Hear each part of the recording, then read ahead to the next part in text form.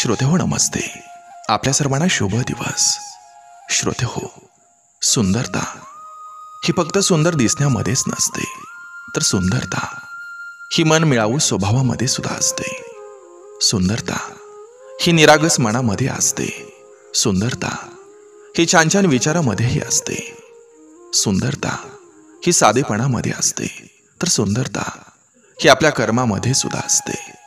श्रोते हो, सुंदरता ही आपल्या गुणामध्ये असते. सुंदरता ही मनमोकळेपणानं बोलण्यामध्ये सुद्धा असते. सुंदरता ही खळखळून हसण्यामध्ये असते, तर सुंदरता ही थोडंसं लाजण्यामध्ये सुद्धा असते. श्रोते हो, सुंदरता ही चांगलं वागण्यामध्ये असते. सुंदरता ही मनसोक्त जगण्यामध्ये सुद्धा असते. सुंदरता ही निस्सीम प्रेमामध्ये असते, तर सुंदरता ही निस्वार्थीपणामध्ये सुद्धा असते.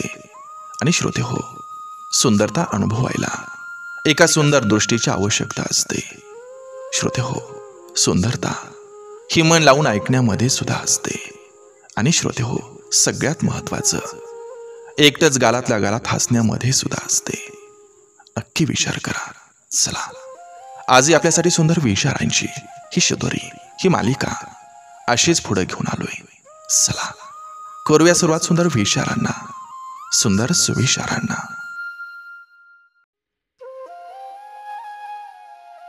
कधीतरी माणसानं राजासारखं राहावं, भीती सोडून बिनधास्त जगावं. नाराज तर नाराज, प्रत्येकाची मन जपायचा ठेका घ्यायचा नसतो. जे माणसं खरेपणानं वागत असतात त्यांच्याच आयुष्यात त्रास देणारी माणसं जास्त असतात. जगणं आणि जगून दाखवणं यातला फरक तेव्हाच कळतो जेव्हा जगताना आपण स्वतः कुठेतरी जळतो. तेवढंच बोला जेवढं तुम्ही स्वतः पण ऐकू शकता, कारण लोकांनाही तोंड असतं. वेळेप्रमाणे आपल्या गरजा बदला, पण आपल्या गरजेप्रमाणे माणसं बदलू नका. खोटेपणा, धोका देणं आणि नाटक करणं या गोष्टी तुम्हाला काही क्षण आनंद नक्की देतील, पण याची किंमत तुम्हाला भविष्यात कधी ना कधी चुकवावीच लागेल. घरात लेखीचा आणि निसर्गात चिमण्यांचा चिवचिवाट नसेल तर दोन्हीही अपूर्णच. आयुष्यात एकटं पडलात तरी चालेल, पण कोणाची चमचेगिरी करायची नाही. बापाचं प्रेम देवासारखं असतं, दिसत नसलं तरी नेहमीच असतं. व्यस्त असलं की माणूस मस्त राहतो.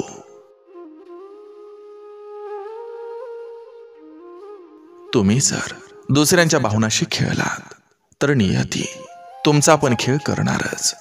फक्त त्याला थोडा वेळ लागेल, पण तुमच्या चुकीची शिक्षा तुम्हाला दुप्पट मिळणार.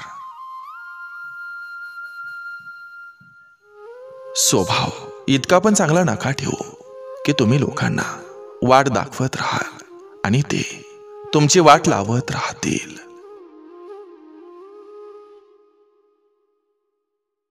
बाप सोबत असेल तर कोणत्याच गोष्टीची कमी नसते, आणि बापच सोबत नसेल तर प्रत्येक गोष्टीत बापाशी कमी असते. ज्यांच्यात खरं बोलण्याचं आणि चूक मान्य करण्याचं सामर्थ्य आहे, त्यांच्या मनावर कसलंही ओझं राहत नाही.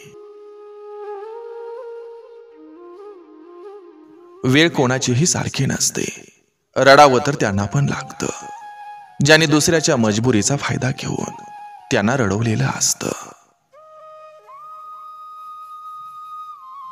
नवीन असताना प्रत्येक गोष्ट चांगलीच दिसते, पण खरं काय हे जुनं झाल्यावरच कळतं.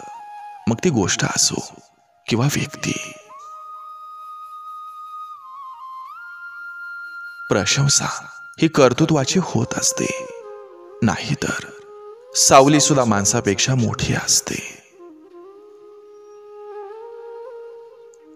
मनुष्य फक्त भाकरीवर जगू शकत नाही, त्याला थोडं मायेचं बळ लागतं. व्यक्तिमत्व जर सुंदर असेल तर अस्तित्व हे आपोआप निर्माण होत जातं. त्याला कुठल्याही जाहिरातीची गरज लागत नाही.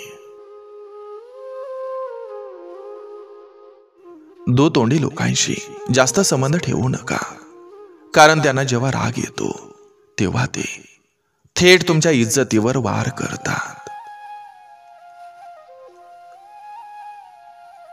अहंकारामुळं आंधळ्या झालेल्या माणसाला स्वतःच्या चुका दिसत नाहीत आणि तो दुसऱ्याचं चांगलं गुणही पाहू शकत नाही. माणसं जोडा, माणसं जपा, पण त्याआधी माणसांना ओळखायला शिका. अहंकार आणि शंकेची शर्यत लागते, परंतु पराभव मात्र नात्यांचा होत असतो. जर कोणाबद्दल चांगलं बोलता आलं नाही तर त्याच्याबद्दल वाईटही बोलू नका, कारण कोणी ऐकेल न ऐकेल, पण परमेश्वर मात्र सगळं ऐकत असतो. जेव्हा लोकांना बरोबरी करता येत नाही तेव्हा त्यांच्याकडं एकच पर्याय असतो, तो म्हणजे समोरच्याला बदनाम करणं. जीवनाचा नियम अतिशय सोपा आहे. तुम्हाला पाहिजे ते करा, फक्त जे कराल त्याचं फळ भोगायला तयार राहा.